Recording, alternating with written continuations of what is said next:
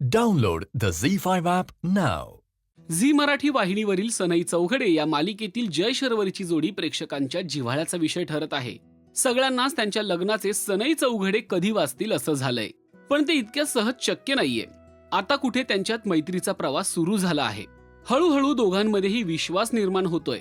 मैत्रीचं नातं प्रेमात बदलताना दिसतंय, पण त्यांच्या प्रेमात एक मोठं संकटही उभं आहे. ते म्हणजे तेजस्विनी खानोलकर. तेजस्विनीला सुरुवातीपासूनच परब कुटुंबियांचा राग असतो.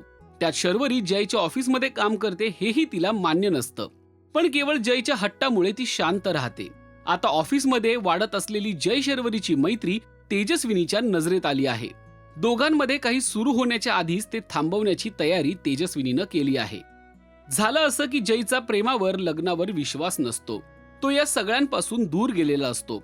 पण फ्रेंडशिप डेच्या निमित्ताने शर्वरी तिच्या लाडक्या शायनरला म्हणजेच जयला एक पुस्तक भेट देते, ज्यामध्ये लव्ह स्टोरी असते. जय देखील नकळत ते पुस्तक वाचू लागतो आणि त्यात हरवून जातो. अगदी ऑफिसमध्येही तो पुस्तक घेऊन येतो आणि वाचत बसतो. नेमकं शर्वरी ते पाहते आणि त्याला म्हणते, एकदा लव्ह स्टोरी वाचायचा चस्का लागला की तुझी पण लव्ह स्टोरी सुरू होणार शायनर. हे ऐकून जयच्या मनात देखील प्रेमाच्या भावना निर्माण होतात. हे पुस्तक देताना शर्वरीने त्यावर स्वतःचं नाव आणि प्रेमाविषयी काहीतरी ओळी लिहिलेल्या असतात. ते पुस्तक तेजस्विनीच्या हाताला लागतं आणि शर्वरीचं नाव पाहून तिचा संताप होतो. मी अशी पुस्तकं कधी वाचली नाहीयेत. तू दिलंस म्हणून मी वाचायला घेतलं, पण यात कधी अडकलो मला कळलंच नाही. जसं पुस्तक ज्ञान देतं ना, तसंच माणूस बनायला सुद्धा शिकवतं. कशावर तरी कुणावर तरी प्रेम करायला शिकवतं. खरंच पुस्तकातली एखादी गोष्ट आपल्या आयुष्यात घडली तर?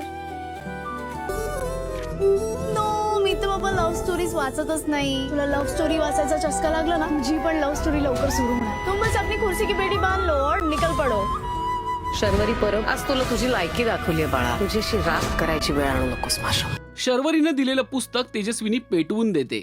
तुला तुझी लायकी दाखवून दिलीये, आता तुझ्या आयुष्याची राग करायची वेळ माझ्यावर आणू नकोस, असं तेजस्विनी शर्वरीला उद्देशून बोलते. जय आणि शर्वरी यांच्यात वाढत चाललेली मैत्री संपवण्यासाठी आता तेजस्विनी मोठा प्लॅन करणार हे नक्की. आता तो नेमका काय असेल आणि त्यातून जय शर्वरी कसे बाहेर पडतील हे पाहणं महत्वाचं ठरतंय. तुम्हाला हा ट्विस्ट कसा वाटला ते कमेंट करून नक्की कळवा. आणि मराठी मालिका विश्वातील ताजे अपडेट, बातम्या आणि गॉसिपसाठी सबस्क्राईब करायला विसरू नका. फक्त राजश्री मराठी शोबच.